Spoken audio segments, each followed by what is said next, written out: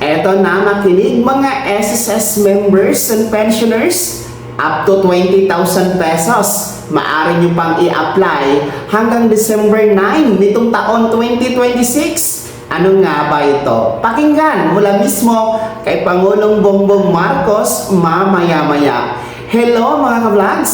Welcome dito sa aking YouTube channel. Magandang araw po sa lahat ng mga manonood. Saan po kayong dako sa mundo? Kumusta kayo mga ka-vlogs? Eto ha, alam nyo ba? Hanggang December 9 nitong taong 2026 pa, no, pwede kayong mag-apply dito sa up to 20,000 pesos na cash assistance mula po sa SSS. Kung ano ito, narito, pakinggan natin mula kay Pangulong Bongbong Marcos. Sa lahat ng ating mga kababayan na SSS member, meron akong magandang balita. Simula itong Disyembre na ito, ay makakapagbigay na ang SSS na tinatawag na emergency loan. Dahil habang nasa ilalim, halimbawa, ng national emergency, ay magbibigay ng emergency loan ang SSS. Ito ay isang pautang na ang bayad ay mababa lang, 7% lang. Bukod pa riyan, ay meron tinatawag na 6-month moratorium. Ibig sabihin, pagtanggap niyo ng loan galing sa SSS, sa 6 na buwan, sa unang 6 na buwan, hindi kayo kailangan magbayad para sa loan amortization. Para naman mapagaan ang inyong dala. Magagamit po inyo itong loan na ito para sa inyong pangangailangan, lalo na, kagaya ng aking nabanggit, pagka-emergency, ito po ang makukuha ninyo sa SSS. At tuloy-tuloy naman po ang pakikipag-ugnayan ko sa SSS upang makahanap ng iba't iba pang paraan para magkaroon ng mas ligtas at makatarungan na alternatibo sa microloan at emergency loan. Maganda po ito kasi imbis na pupunta po kayo sa 5-6 at mapasubo sa malalim na utang, ay meron na kayong magagamit at ang babayaran lang ay 7% lamang. Kaya sana ito ay makatulong po. At yan nga po mga ka-vlogs, no, mga SSS members and pensioners, SSS Emergency Loan Program po, nagsimula na ang December 10, 2025 at magtatapos nga po ito ngayong December 9, 2026. So it's a 1 year na roll out na pwede kayong mag-apply dito sa Emergency Loan Program ng SSS, which is up to 20,000 pesos. Maximum po yan ang maaari nyo pong mahiram kay SSS.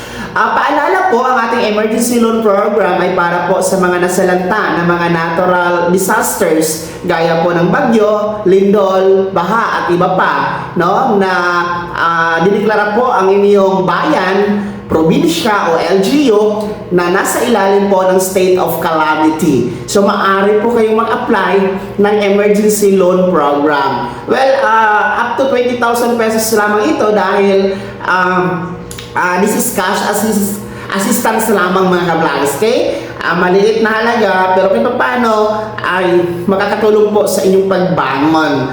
Maximum po yung 20,000 pesos. Depende kasi ito sa inyong buwanang hulog kay SSS at kung ilang months po ang hulog ninyo kay SSS, mga SSS members. Okay? So, pwede nyo po itong i-apply actually online kahit hindi na kayo pumunta sa branch ng SSS. Gamit lamang ang inyong my.sss account.